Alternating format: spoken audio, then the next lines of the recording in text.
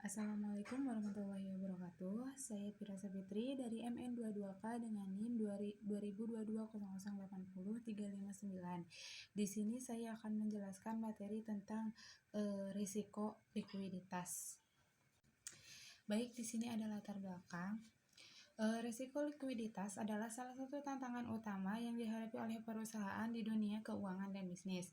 Risiko likuiditas dapat muncul dalam berbagai bentuk dan situasi. Salah satunya adalah ketidakmampuan untuk mengakses cukup dana tunai ketika diperlukan, yang dapat terjadi karena berbagai faktor seperti penurunan tiba-tiba dalam penjualan, ketergantungan pada pendanaan jangka pendek, atau perubahan ekonomi yang tidak terduga. Ini dapat mengakibatkan perusahaan harus menjual aset dengan cepat atau mengambil utang yang mahal untuk memenuhi kewajiban yang dapat merugikan kinerja keuangan jangka panjang. Selanjutnya ada pengertian risiko likuiditas. Risiko likuiditas adalah risiko yang tumbuh akibat sebuah perusahaan kekurangan aset yang likuid, seperti kas atau setara kas. Bagi perusahaan sektor perbankan, ini bisa terjadi akibat banyak nasabah yang tiba-tiba menarik simpanannya dan bank tersebut tidak mampu menyediakan dana yang dibutuhkan. Adapun bagi perusahaan sektor lainnya, risiko kekurangan likuiditas berarti ketidakmampuan perusahaan tersebut untuk membayar kewajiban jangka pendeknya seperti utang dengan tanpa mengurangi kinerja operasional perusahaan. Selanjutnya ada jenis-jenis risiko likuiditas. Jenis-jenis risiko likuiditas ada dua. Yang pertama yaitu likuiditas pendanaan atau akuntansi. Risiko ini timbul apabila perusahaan tidak memiliki aset likuid yang cukup untuk membayar kewajiban jangka pendek mereka. Misalnya, sebagian besar aset perusahaan berbentuk rumah atau properti lainnya, sehingga ketika tanggal jatuh tempo utang jangka pendek sudah tiba dan perusahaan tersebut tidak memiliki kas yang cukup, maka mereka terpaksa harus menjual rumah atau properti lain yang dimiliki. Yang kedua ada risiko likuiditas pasar. Risiko likuiditas pasar ini timbul apabila seseorang atau sebuah perusahaan terpaksa menjual aset dengan harga yang lebih rendah dibandingkan harga normal di pasaran demi mendapatkan uang tunai secara cepat dan memenuhi kebutuhannya. Baik, selanjutnya di sini ada penyebab risiko likuiditas. Risiko likuiditas dapat terjadi karena berbagai alasan. Yang pertama, ketergantungan pada sumber dana jangka pendek. Yaitu jika perusahaan bergantung pada pendanaan jangka pendek untuk membiayai operasinya, mereka dapat menghadapi risiko likuiditas jika sumber dana tersebut tiba-tiba tidak tersedia atau bunga yang harus dibayar meningkat secara signifikan. Yang kedua, ada pengelolaan kas yang buruk. Jika perusahaan tidak memiliki manajemen kas yang efektif dan tidak dapat memprediksi dengan baik arus kas masuk dan keluar, mereka dapat menghadapi risiko likuiditas.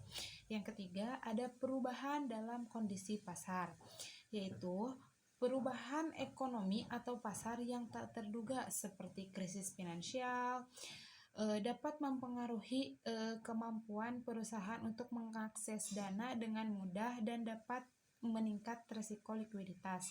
Yang keempat, ada kewajiban jangka pendek yang tinggi, yaitu jika perusahaan memiliki kewajiban jangka pendek yang signifikan yang harus segera dipenuhi, risiko likuiditas dapat meningkat karena perusahaan harus memastikan mereka memiliki cukup uang tunai atau aset yang dapat dijual untuk membayar kewajiban tersebut.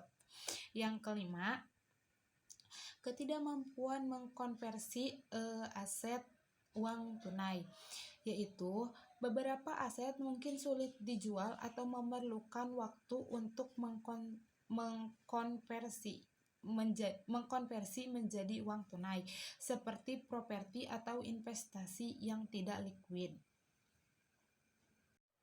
Selanjutnya, ada pengukuran risiko likuiditas. Cara yang dapat dilakukan yaitu dengan mengidentifikasi, mengelola, dan mengurangi potensinya terlebih dahulu. Ada beberapa metode yang dapat digunakan untuk mengukur risiko likuiditas. Antara lain yaitu yang pertama risiko likuiditas. Salah satu cara paling sederhana untuk mengukur risiko likuiditas adalah dengan menggunakan rasio likuiditas, seperti rasio lancar atau current ratio dan rasio cepat atau quick ratio. Current ratio mengukur kemampuan perusahaan untuk memenuhi kewajiban jangka pendek dengan aset lancar, sedangkan quick ratio mengukur kemampuan yang sama tanpa memasukkan persediaan dalam perhitungan. Semakin tinggi rasio ini, semakin baik kemampuan likuiditas perusahaan. Yang kedua ada forecast arus kas, yaitu membuat forecast arus kas masuk dan keluar dapat membantu mengidentifikasi potensi masalah likuiditas di masa depan. Dengan menganalisis perkiraan arus kas, perusahaan dapat mengidentifikasi periode ketika akan ada kekurangan likuiditas dan mengambil langkah-langkah yang diperlukan untuk mengatasinya. Yang ketiga ada pengujian stres. Pengujian stres melibatkan menguji sejauh mana perusahaan dapat bertahan dalam skenario yang ekstrim.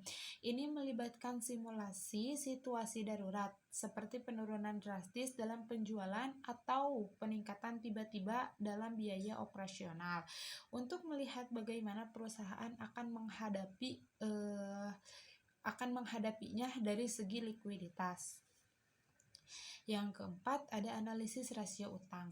Melihat rasio keuangan lainnya seperti rasio utang terhadap ekuitas, rasio utang jangka pendek terhadap utang jangka panjang, dan rasio bunga yang harus dibayar terhadap laba bersih dapat memberikan gambaran tentang risiko likuiditas. Rasio-rasio ini membantu mengukur tingkat ketergantungan perusahaan pada utang dan kemampuan mereka untuk membayar utangnya. Yang kelima ada melihat kondisi pasar. Memantau pasar keuangan dan berita ekonomi dapat membantu mengidentifikasi potensi risiko likuiditas yang berkaitan dengan perubahan ekonomi global atau perubahan dalam kondisi pasar yang dapat mempengaruhi nilai aset dan akses ke dana. Perusahaan perlu secara teratur memantau dan memperbarui analisis risiko likuiditas mereka karena kondisi bisnis dan ekonomi selalu berubah. Dengan melakukan ini, perusahaan dapat mengambil tindakan proaktif untuk mengelola risiko likuiditas mereka dan menjaga stabilitas keuangan. Selanjutnya ada cara mengatasi risiko likuiditas. Untuk mengelola risiko likuiditas, perusahaan biasanya mengadopsi strategi yang melibatkan perencanaan kas yang baik, diversifikasi sumber pendanaan, dan penggunaan instrumen keuangan seperti garansi bank atau fasilitas kredit yang dapat digunakan dalam situasi darurat. Manajemen risiko likuiditas yang baik dapat membantu perusahaan menjaga stabilitas keuangan mereka dan menghindari potensi kesulitan finansial yang serius. Beberapa contoh strategi dan taktik yang dapat dilakukan mencakup: yang pertama, ada perencanaan kas yang baik, seperti membuat anggaran kas yang rinci, menjaga saldo kas minimal untuk kewajiban jangka pendek, dan memprioritaskan pengeluaran yang harus terpenuhi dalam situasi darurat. Yang kedua, ada diversifikasi sumber pendanaan. Penggunaan berbagai sumber pendanaan seperti peminjaman bank, modal saham, dan surat berharga, sehingga tidak terlalu bergantung pada satu sumber pendanaan saja. Yang ketiga ada manajemen aset. Contohnya seperti memantau secara aktif kinerja aset untuk penggunaan optimal dan melakukan analisis portofolio investasi untuk memastikan bahwa investasi perusahaan konsisten. Yang keempat ada manajemen stok barang. Melakukan pengendalian persediaan juga penting dalam meminimalisir risiko likuiditas. Melalui pengoptimalan persediaan, modal yang seharusnya tersedia dapat berguna untuk kebutuhan lain. Yang kelima yaitu ada pengendalian utang, yaitu dapat dilakukan secara bijak dengan menilai tingkat utang yang dapat ditanggung dan menghindari utang yang berlebihan, dan melakukan pemantauan jadwal pembayaran utang demi memastikan bahwa perusahaan memiliki cukup uang tunai untuk membayarnya. Yang keenam yaitu monitoring dan pelaporan rutin. Monitoring dan pelaporan rutin secara berkala dan menghasilkan laporan keuangan yang akurat.